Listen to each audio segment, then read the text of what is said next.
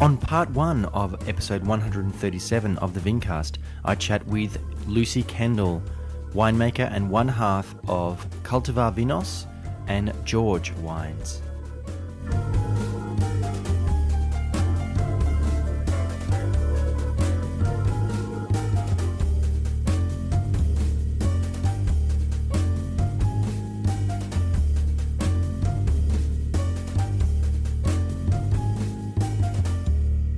Ladies and gentlemen, welcome to another edition of the Vincast with James Garsbrook, aka the Intrepid Wino. I'm really excited to have you on part 1 of the special 2-part episode of the podcast because I was able to sit down with both halves of 2 really fantastic small wine companies based here in Melbourne, Cultivar Vinos and a new project, George Wines.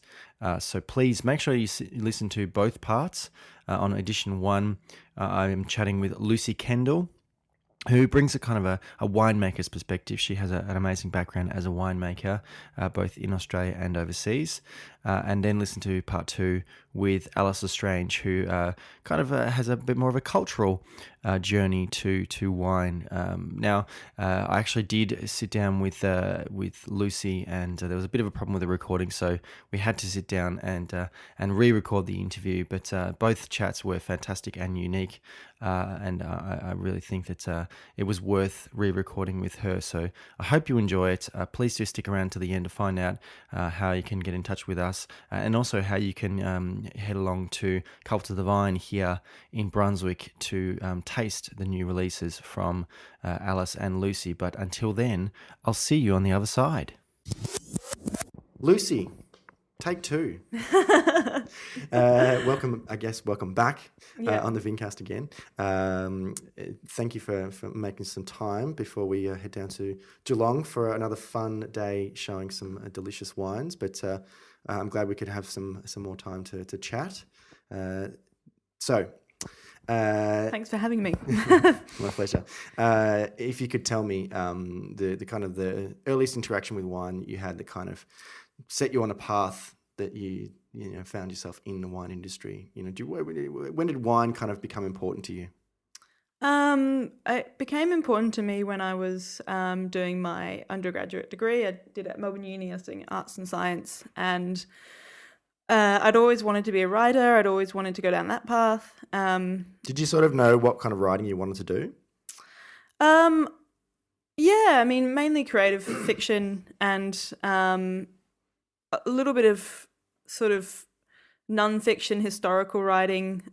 Was a bit of a history buff. My dad's a big history buff, so. Oh, really? Yeah. Any particular periods or places in the world? Lots of military history. Really? Yeah, he's got. But like more like modern military. Modern military, yeah. Right, okay. So World War One, World War Two. Yeah. He's got an incredible book collection. So, and when I was growing up, we used to watch a lot of historical documentaries together, and he'd always recommend me a new book, and he's got an incredible memory, so he just remembers so many finite little details that I wouldn't even ever imagine could exist. So yeah, he kind of, that was one of the elements I was really interested in. And then during uni, I was sort of feeling a little bit kind of disconnected from from things, and I started to get a job in a wine shop, and that kind of was the bug, really. Like, I started meeting people, talking about wine, access to incredible wines, started to sort of love that, kid in the candy shop thing of showing people styles and saying, what do you think? Mm-hmm.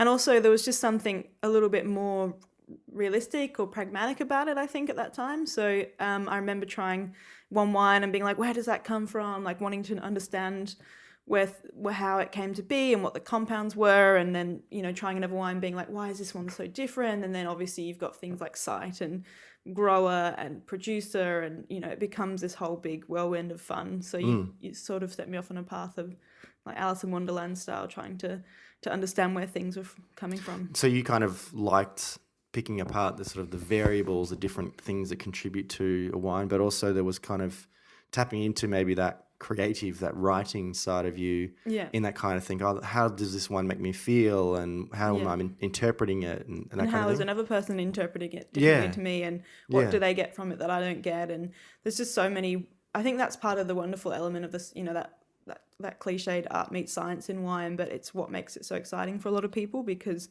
there is a scientific method behind it, but there is also this artistic, creative, fun side, because everybody's palate's different, and if you study food science, basically you can say that the mapping of a palate, it changes for every single person because of how your palate has memorized certain compounds in a food, or yeah. so how your taste buds have developed from day one. So I find that really interesting, because it's hard to standardize that in tastings a lot of the time, but it's also, it has to be scientific at the same time. You have to calibrate, you have to standardize, but also there is this area of subjectivity that we'll never be able to It's overcome. kind of like how the synapses in your brain kind of interpret that kind of when you are tasting something, and the scientific kind of looking at mapping, like you said. Yeah. But then how do you interpret that? Yeah. Because it's your brain's going to interpret things differently. Yeah. It's funny you sort of talk about that, because I kind of, my entry in, well, my real interest in wine was sort of similar. Like, I studied literature at Melbourne Uni, and I did certain courses, like I did one on postmodernism about kind I of did the same one. oh, really? Yeah, probably. About the auteur, and I kind of eventually, when I realized what a vigneron was, I kind of liked that auteur model. But I like directors who kind of did, wrote, direct, produced everything. But there was one element of postmodernism that I really have always connected with. It's that kind of that idea that you can create something, but when you release it to the public, it doesn't belong to you anymore. It's up to the individual. They can take ownership of that, and they can interpret it in their own way, and they can sort of find meaning in things that you kind of weren't thinking that. So wasn't my intention, but that's your experience of it. And I like that idea with wine, is that we can do everything we want, but once the wine's in the bottle and it's available for sale, it's up to the individual. They can enjoy it however they want to, and they can kind of taste things and smell things, in their own way, in their own context. So I like that idea. Yeah, and I guess it's your mood and when you taste and the context you taste in is crucial, right? So, something that you might taste on a lab bench and you take home that night and have a bottle of will look very different. And the wine that you might have liked on that bench might be not the wine that you like when you go home. And if you open a bottle of wine one day and you're really enjoying it, and the next you don't enjoy it, might be where you're at in your mood, or it might be just simply inconsistencies in the wine. And it's like, well, that's what makes it so exciting for a lot of people, because it's not just a standard beverage, it's something that will change constantly. And yeah. I mean, it's not just the fact that wine can have a lot of variation, but also that culturally it's got that attachment to it. It's been present at a lot of key political occasions. It's been exactly present at a lot of it's what we toast for with big speeches. It's been interwoven in history, and it's got that weight and meaning to it. So whenever you open a bottle of wine, it's not just a simple gesture of. Well, I'm sure your dad, particularly as a military history buff, kind of knows, the relationship that Winston Churchill had with, champagne and drinking it in the bunker. Napoleon Bonaparte kind of would always go, through champagne either to the battlefield or from it, And so, like you say, I mean, I don't know if you've ever read any of these books written by, I think they're a Dutch couple. There's two books in particular. There's one, it's called Wine and War. Okay. It's about the impact of I'm not sure if it's a specific war or a couple of wars in France, but then there's one specifically about Champagne and how, wars going through Champagne, which most of them have devastated and have had to restart so many times. It is, like European history, of course, has heavily impacted by that. When I went to Mouton Rothschild, I remember being on a tour and just looking around the cellars, and the woman told me that because it was a Jewish family, so during the war they had to escape to London, and what happened was the SS raided the winery and got in touch with them via telegram saying, if you don't adhere to these stipulations, we will trash the winery. And the owner at the time wrote back to this general and said, hey, I would really love it if you please don't do that. That's my history. That's my family. I will do whatever you want. And essentially what that happened was during the occupation, the SS soldiers started topping barrels. They were working as cellar hands. Oh, wow. Yeah, so they were topping everything, taking care of the wine. After the war, the owner came to this general and said, "Thank you so much. How about you become a part of our company?" And eventually he became some sort of sales rep for Mouton Rothschild in later on in life. So it was this really beautiful turn of events. At a point where people could afford Mouton Rothschild again. Yeah, exactly. And a also, few years. yeah, so he became involved in Mouton Rothschild, and it's just an incredible piece of history that it worked out that way, because they could have lost everything in that moment.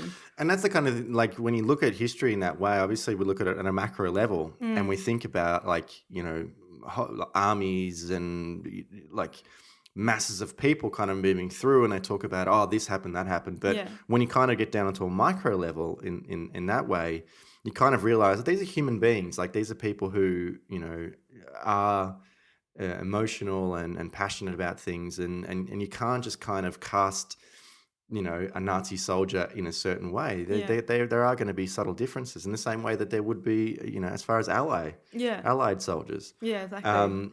So you grew up in Albury, am I right? Yeah, I was born in England and moved over when I was quite young, and my dad got a job here. So I'm one of four, and so all of us moved over, and it was quite a change in. Bit of a cultural shock, really, moving from like the cobblestone parts of England to rural New South Wales. And I was really little. I had this little blonde haircut.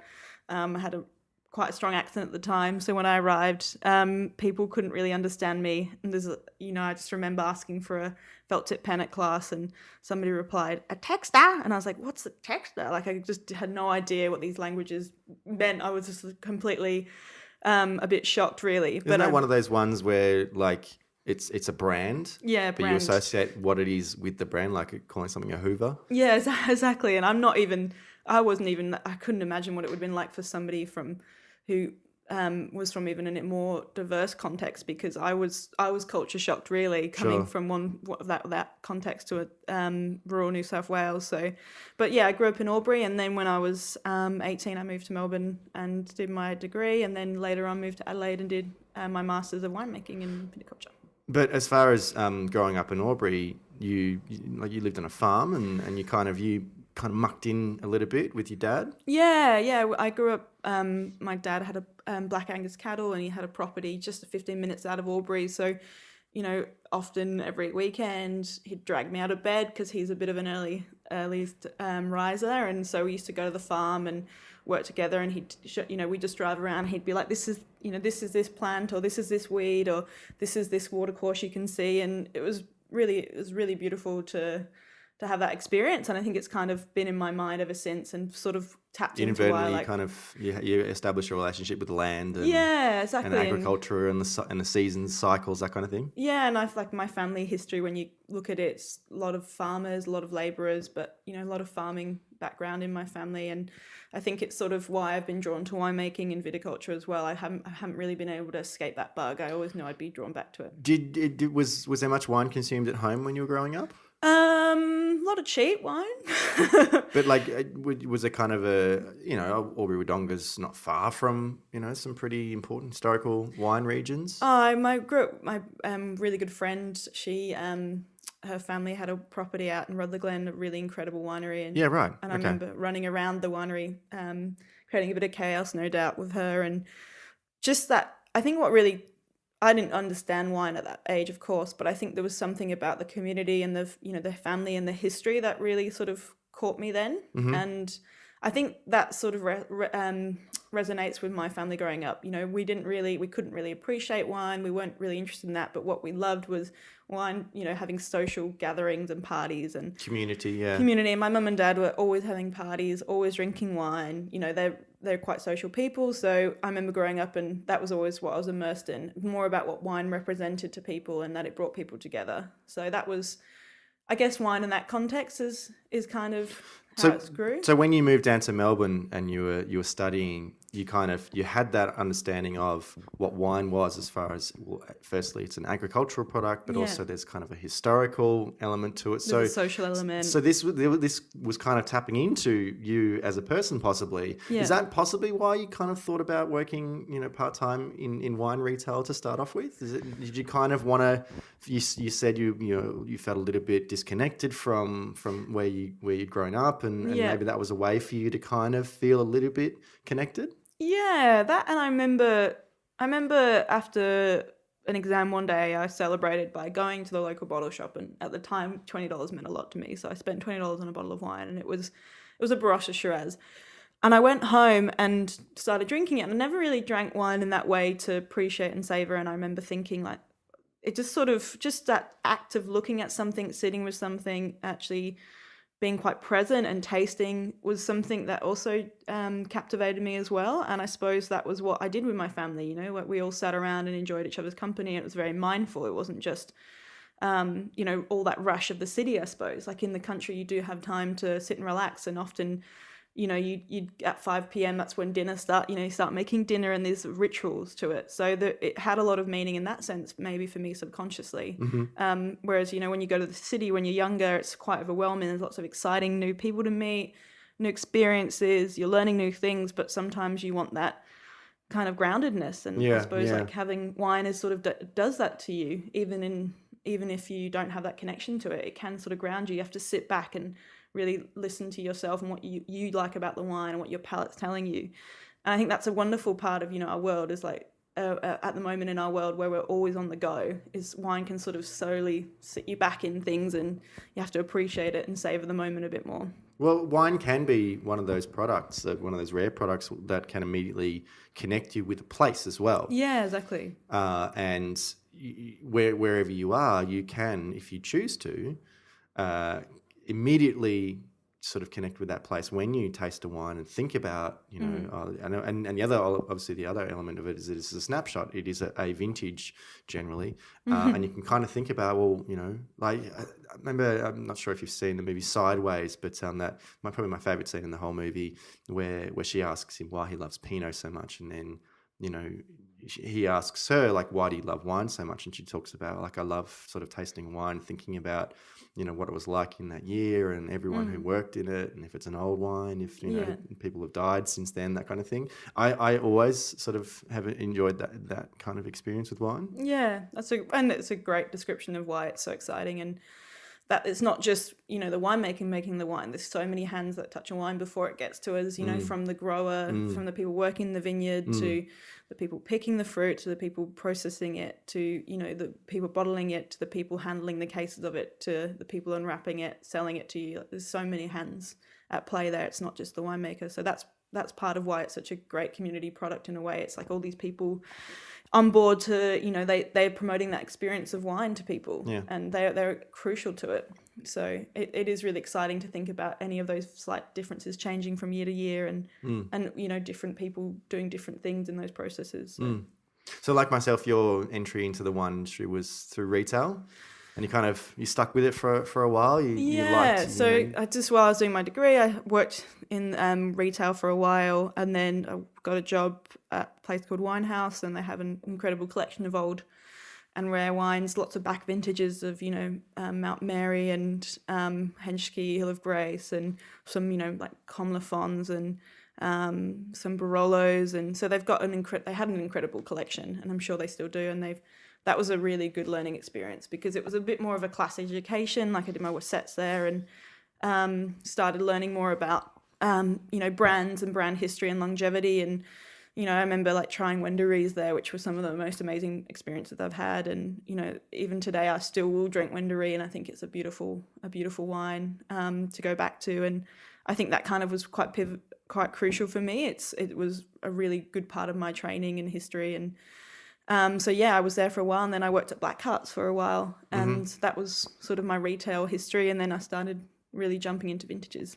And certainly, like between Winehouse and Blackhearts, you really would have seen two quite different styles of wine retail, and Yeah. very different kind of wines coming through those two places, and you know, like this kind of opportunity to specifically look at, you know, the wine history of Australia, like, Yeah. you know, really classic wines, you know, long-term wine producers, and then through Blackhearts and Sparrows, lots of exciting new things, whether, you know, it's Australian wines or imported wines. So that would have given you a really great kind of grounding as far as, you know, the variety of styles of wine that are actually out there, and what people, you know, what different wine consumers are after.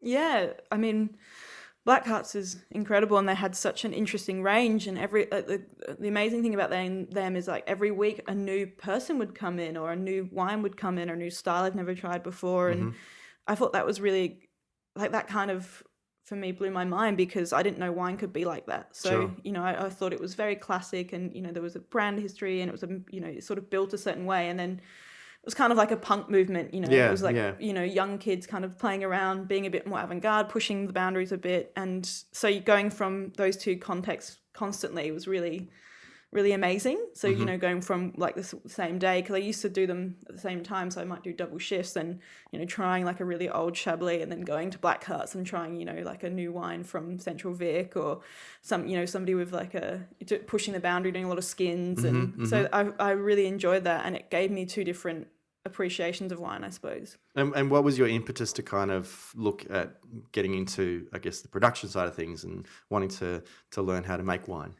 Well, when I was working at the first wine shop I worked at, the chap I worked with, he said, Brests are looking just for people to come and help out a few days a week. Yeah.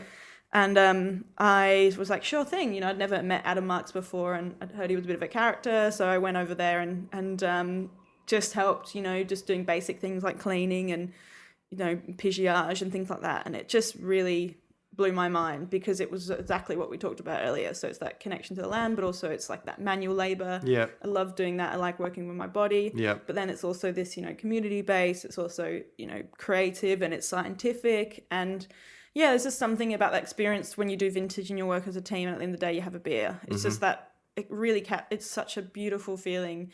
And a winemaker I've worked for described it like almost waiting for a baby to be born, and everybody's working really hard tirelessly, and it's like creating this nice little home for the wines to come. And I think that's what really took me by surprise, was how much I enjoyed it. Having now had both the experience of vintage and having a baby, I can say that's a pretty apt description. Pretty apt description, yeah. Very true, actually. So then I started doing lots of vintages, and in 2011 worked in Heathcote, mainly working more for somebody vineyard focused, and I loved that. At the end of the day, we'd be doing a lot of vineyard work, and then pressing off with basket press, you know, and then sitting out on the deck chair just looking across the hills in Heathcote, which was so stunning. And then 2012 went to Geelong and worked with Bannockburn, worked with Michael Glover, and that was an incredible experience, really inspiring as well. And I remember him playing all this classical music over the top as you were working the ferments, which was just nothing I'd ever really experienced before. And then 2013 decided, you know what, might sort of branch out a little bit more, went to Sheeran Smith and worked in a larger team, and that was a really good experience as well, working with Adam Wadowitz for his first year there, and then went to Bordeaux and went to Chile, and then came back to Australia and did my degree. Yeah, right. Okay. So it's interesting, you went in and just sort of said, I want to get experience, I'm going to learn on the job and work things out for myself, and kind of then went back and studied. A lot of my previous winemaker guests have talked about, you know, going away and studying and coming out of it saying, okay, well, you know, this prepares me for working in more large scale wine production, and then eventually kind of wanting to get smaller and smaller and smaller and smaller when they start their own brand. Yeah. You kind of have had a slightly different journey. It's great that you kind of were able to push yourself and get these opportunities at some pretty great producers. Yeah. Different, but great producers.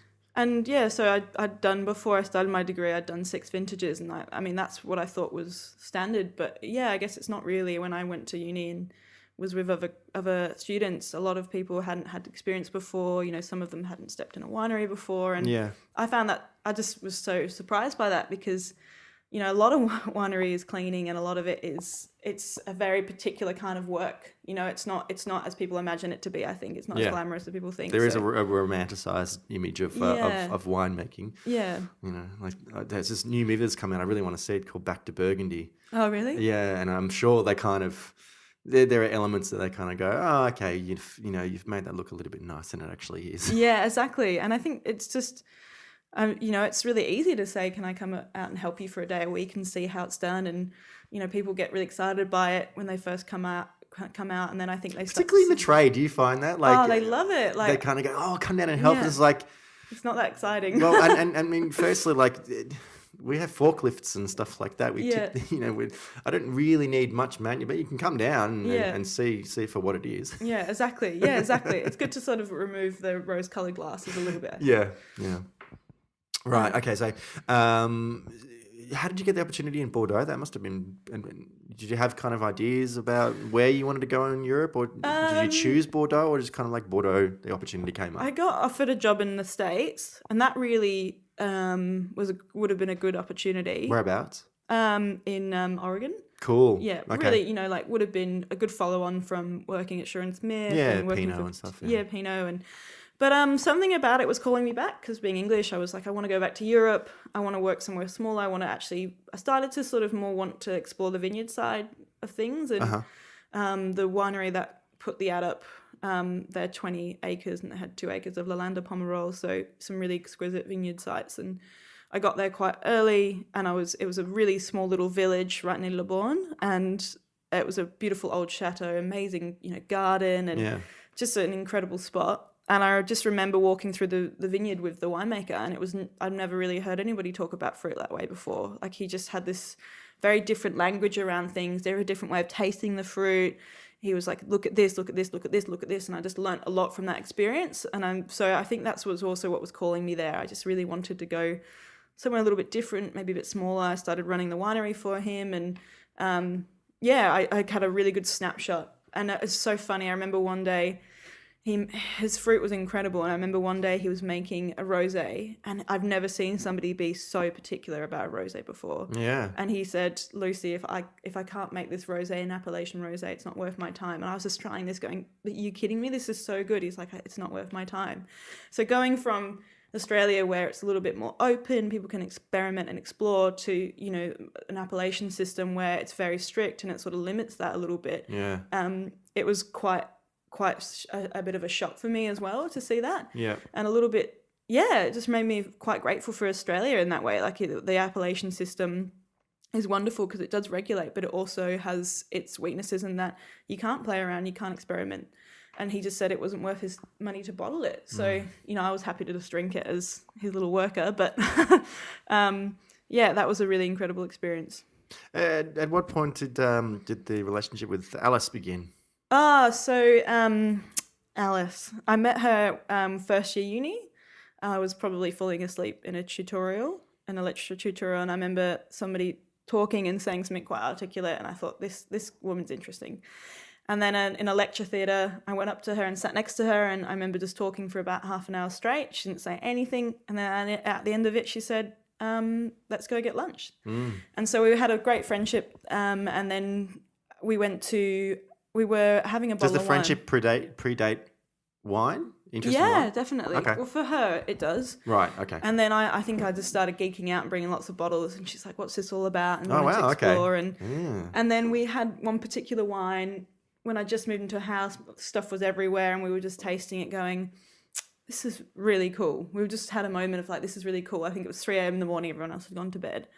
And she said, you know what, we should do something. We should get something going. Like, we should combine my skills of Spanish and your skills of winemaking, and we should get a business happening. So we decided to go. So that was the genesis of Cultivar. Yeah, of Cultivar. And we went to Argentina and started trying lots of different wines, traveling around together, getting mugged a few times, as you do when you go traveling. And I mean, yeah, look, as a single white male traveling, probably not as much. I can tell you that never happened to me. Okay. When you're 2 women, it definitely can be a problem. Yeah. So I feel very privileged right now. So we had an incredible time trying a lot of Malbecs, going to some of the highest altitude sites in the world, and so we started. Did you go to Colomé? Yeah, we went to Colomé. Oh, it's We went incredible. to San Pedro de Acachuya, Wow. which is I remember talking to the owner, and he said the only problem he had viticulturally was bees. I'm like, it's pretty good if that's your only viticultural problem going. What's the wine equivalent of first world problems? Yeah, what's the wine equivalent exactly? We just started exploring Argentina, and then something happened. We didn't really sort of find a fit there for us, and then we read about Chile and went there in 2015, made our first wine together, and started exploring around and fell in love with Chile and the people and the culture, and the fruit is just, I remember walking through some of the vineyards being like, I've never seen fruit like this before, dry grown, pre-phylloxera, 200-year-old Pais vines. Yeah. And Pais as a variety, it's got such a distinctive look to it. I don't know if you're an ampelography fan, but I love looking at grapevines and the history of them and how they form. And Pais has these particular tufts underneath their leaves, and it's just they're really distinctive looking vines. Wow. Yeah, and they can go quite high. And in my experience traveling through Chile, I really didn't see anything beyond, the sort of the now standard stuff of Carmenere and Cabernet and Chardonnay and stuff, stuff that I was obviously very familiar. Well, apart from Carmenere, but stuff that I was very familiar with. I don't think I even saw any of the mission varieties. Yeah, well, it's an incredible variety, and it's actually quite disease resistant. So it's actually ideally suited if you want to do a lot of organics. And I mean, some of these vines have never been sprayed or irrigated, and I would have thought that it would have been there long enough that they would be really well adapted to the environment as well. Yeah, well, even some studies I've read have suggested that they actually contribute back to the soil in terms of, the argument that, leaching of nitrogen and things like that, they're actually contributing back nutrients. So that's kind of incredible. They're almost operating like they're a native, which is sort of strange, that relationship, because there are a lot of studies now saying plants can feel and think, and maybe being there for so long and adapting to the environment, they've started communicating with other trees in the region. Or if plants can feel and think, what are vegetarians going to do? Or vegans? Moral paradox. Yeah. But yeah, there's lots of new studies suggesting that now, and I think that's really exciting when you look at old vines in Chile. There's so much study to be done down there. I wish there was more happening, just so we could know more about it. So obviously, I want people to listen to. I have already sat down with Alice, but her episode's going to come out after yours, and I want people to listen to her experience with that. But what was the experience of making the wine with her from a winemaker's perspective? Because that was her first vintage, and so how did you kind of approach it, having had experience making wine before? I think at that point I wouldn't have said I was a winemaker at all. I would have said I was a cellar hand. You had vintage experience. I had vintage experience. Yeah. Yeah. Well, I knew how to work around in the cellar. I knew how to work efficiently. I was doing a lot of palate training and things like that. But I guess what Alice did for me, and in a beautiful way, was sort of say, "Come on, Luce, you can play around, be playful, and buy some fruit here. This is an opportunity that we might never have again." Yeah. And so we walked through an old 150-year-old bush vine of Pais mixed in with other varieties, and I think what really blew my mind was that I was completely up for the learning and making sure that things were right, monitoring a baby, and Alice was a part of that. And you don't really learn about winemaking, I don't think, until you've made your first wine, and actually you're the one who's in control and making sure that you're guiding it the right way.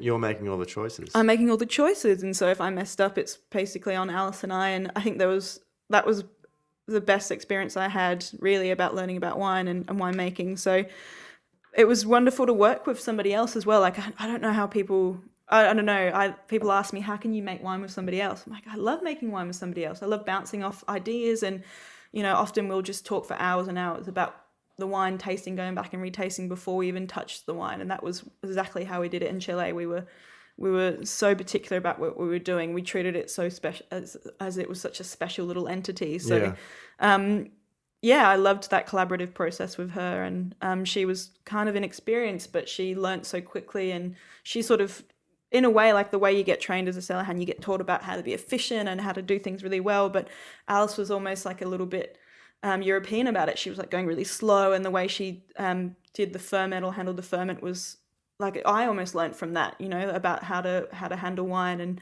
how to go slower in the moment. And I really appreciated that because, you know, it's not just a job or working and being efficient. It's also about, you know, taking your time, and it's a craft. So I really enjoyed that experience, and I think that's what set the bug for George to come. Yeah, so tell me about the origins of the Australian project as far as winemaking by George. So Alice and I, after that experience, we were just so chuffed. We brought it over, and we had a good response to the wine. And then we said, we've got to keep doing this. Like, we can't stop. So we bought another ton of fruit and made a little red-white blend and from a biodynamic vineyard in Barossa, and was really blown away again, and just loved that experience of working with her. And then we said, you know, what are we going to call ourselves? So the name is George, and it's based on female writers writing under a male pen name. So George Eliot, George Sands. It's about women working together. It's a lot about people. So Cultivar was for us about supporting good growers and working with a good community. And I think the same with George. You know, it's yes, it's winemaking and it's wine focused, but it's also about collaboration and working with somebody else, working with other people, and basically sourcing fruit from people that we want to work with and give our money to. Like the people say, you vote with your dollar. So, you know, where we spend money on fruit and how we will continue to do that in the future is pretty crucial for us. And I mean, in the future, we're thinking about buying a vineyard in Chile, and that's where we're probably going to head. But for now, it's more about that playfulness and learning. You know, we just love the learning element, and George is sort of encompasses that really well. Yeah. Okay. So the relationship, or the kind of connection, as far as sustainably grown fruit and minimal intervention winemaking, it sounds like that it's been kind of a number of different influences, and I guess it's great that you as a winemaker have had the experience of working, you know, in very classic sort of Australian wineries, more modern, larger scale. Yeah. You've seen wine in Europe in a, you know, very I mean, Bordeaux's pretty traditional, but there's a lot of modernity there. Yeah. And then seeing it in Chile, that really gave you all those experiences to actually choose to go down a certain path as far as the wines that you guys are making. Yeah. How did you establish the connections with some of these growers in South Australia? So when I was in Chile, I almost had a bit of an epiphany with Alice sort of saying, you know, she asked the question, what is this all for? And it kind of shook me around a little bit because, you know, I'd been working so hard, you know, working as a cellar hand. I never really questioned anything. And then this kind of blew my mind. It was like, what is this all for? And I started to think about the intention of a bottle of wine and you know, the sustainability of winemaking, because we use so much water, you know, it's 1.5 liters to a bottle of wine. And that started to become a huge part of our ethos. And so when we were sourcing fruit in South Australia, it was about working with people who were following a best practice and working with growers that we had a relationship with. We were really adamant about visiting the site, going to look at it a couple of times. We really wanted to find somebody we could keep working with year in, year out. So it was pretty crucial for us. And yeah, in South Australia, we just started roaming around and looking at sites that we were really inspired by. So one of the wines in the 17 release is actually Mourvedre Sanso. And so the Mourvedre is in one row and right next door is the Sanso. And I sort of, you know, I just remember that spot so clearly in my mind, and walking through and feeling the soil on my feet and talking to Wayne and Susie about how they work. And that, I think that just was a click for me, same way I felt in Chile walking through those Pais vineyards. So for me, it's finding those growers is really important, and it's the same for here in Central Vic as well. So it's just about, you know, talking to people, finding people that you like, and it takes a lot of work, it's a lot of groundwork, and you don't really want to do it until you find the right person. Yeah, absolutely. So, and as far as the way you guys wanted to work in the winery, yeah. You kind of, to a certain extent, threw the rule book out the window a little bit, and blending varieties And playing around. Yeah. And you know, like you said, blending red and white together, it's not a common practice these days. No, not at all.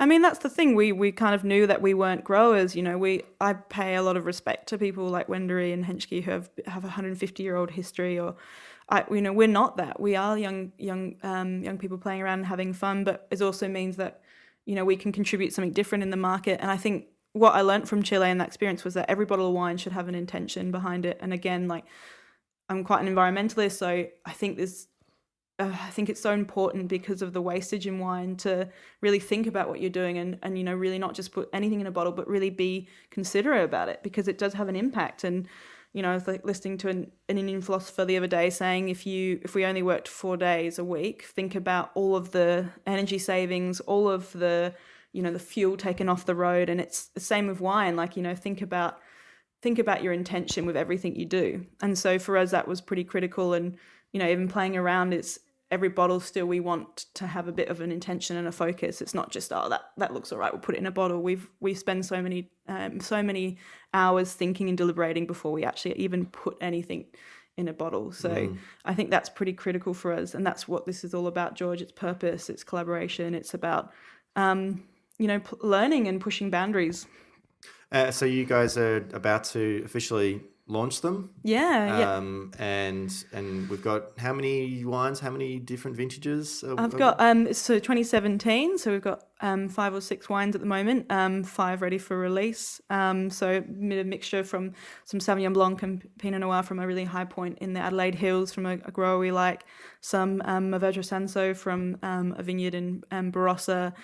We've also got a Merlot from an organic vineyard in Norton Summit in the hills as well. So all places that we've gone to visit and really loved the vineyard site. So yeah, they will be released this weekend officially. Yes. So assuming I get the episode out in time, if you are listening to this, there will be, and you're Melbourne based, of course, there's going to be a little launch party at Cultivar Vino, who I believe designed your labels as well, as he did mine. Yeah.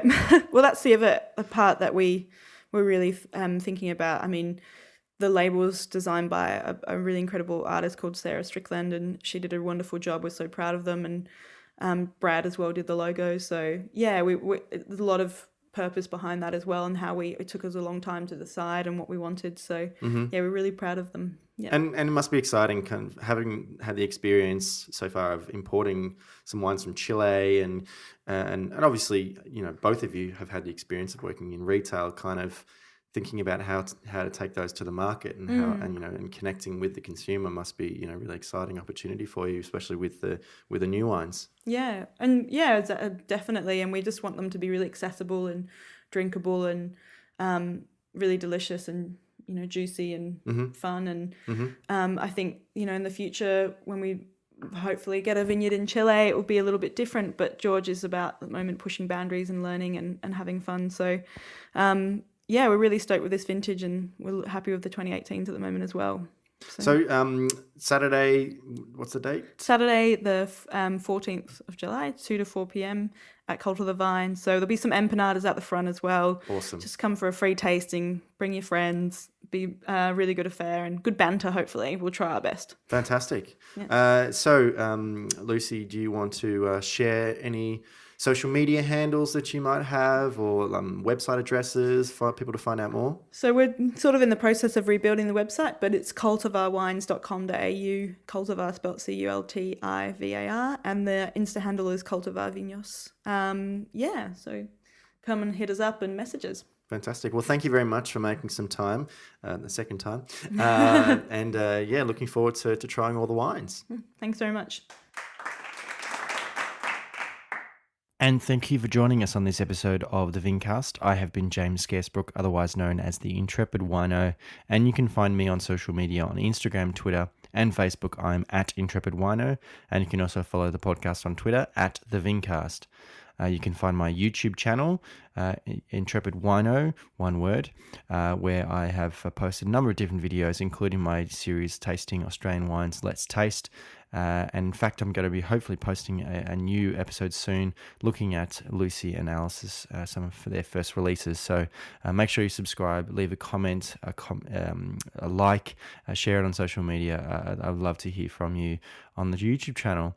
Of course, you can follow the podcast on a number of different channels and platforms, including iTunes, Stitcher, Player FM, iHeartRadio, Podbean. Hopefully it's going to be on Spotify soon. maybe even the Google Podcasts app. I'm not sure what that's called, but just in your podcast listening apparatus of choice, just search for the Vincast. Make sure you subscribe. You should be able to access every episode of the podcast.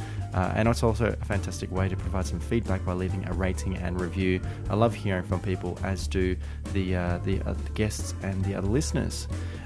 Please come and visit me at intrepidwino.com. There's lots of different information there.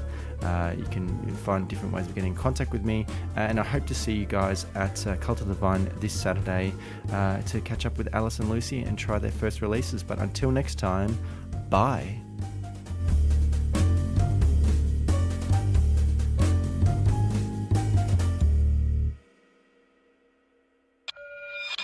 Earbuds, Melbourne's podcast network. earbudsnetwork.com